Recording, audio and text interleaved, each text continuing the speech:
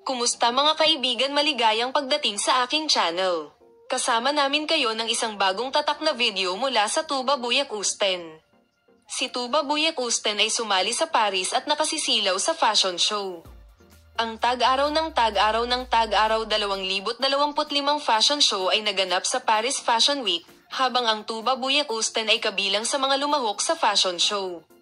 Tuba Buyak-Usten Spring Summer 2025 Fashion Week, sa sangkap na isinusuot niya sa mga damit na iniwan siyang nabighani.